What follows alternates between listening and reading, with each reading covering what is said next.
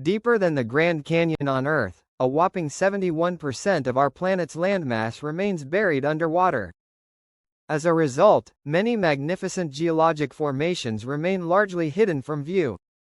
One such feature, which would become visible for all to be amazed at if the oceans vanished, is a spectacular canyon that is significantly deeper than the infamous Grand Canyon in Arizona.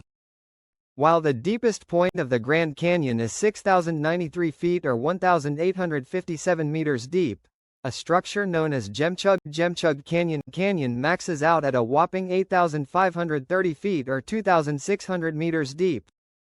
This canyon can be found 890 miles west of the city of Anchorage in Alaska, where it lies within the frigid Bering Sea.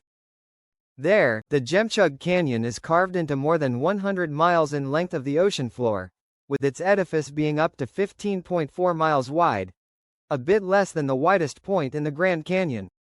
And yet, Jemchug Canyon is believed to have entirely formed during the last 2.5 million years, despite the fact that Arizona's Grand Canyon, which is shallower, largely took a longer period of 6 million years to form. So, how exactly did this magnificent canyon come to be? To answer Ice Age this question, we need to go back in time to one of the Pleistocene's glacial maximums when the planet was at its coldest during a 100,000-year-long glacial interglacial cycle. At the time, 25% of our planet's land area was covered in thick ice sheets, a figure which vastly outnumbers the meager 10% today.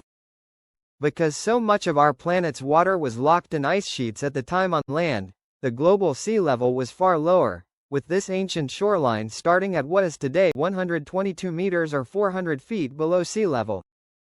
Because of this, the area between the Bering Strait, lower sea level St. Lawrence Island, and about half of the modern Bering Sea was interconnected as a single landmass known as Beringia, which one could fairly easily traverse across.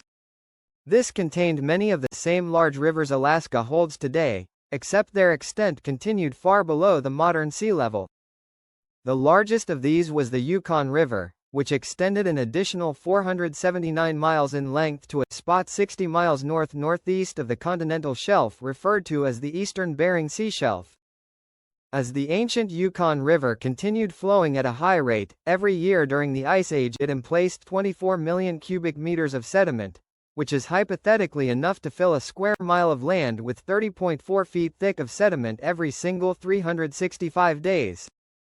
While the actual area this turbidity current sediment accumulated at was much broader, across hundreds of thousands of years this sediment accumulated to such volumes that it destabilized edge regions of the continental shelf.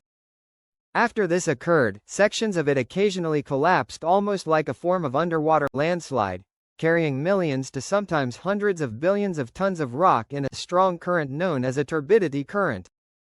As these turbidity currents moved across the landscape at speeds of between 2 and 43 miles per hour, they carried with them about 1 to 3% by mass of sand-sized particles which scoured the underlying landscape. If you are having difficulty imaging this, think about pushing a boulder down a 100-mile-long sandy slope which will continue bouncing for its entire length.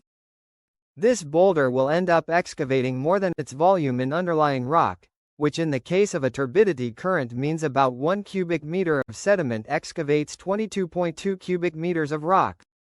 After running out to as much as 100 miles away, several inches to as much as hundreds of feet had been carved into the underlying landscape. This process repeated thousands of times across hundreds of thousands of years, resulting in the formation of this magnificent underwater canyon.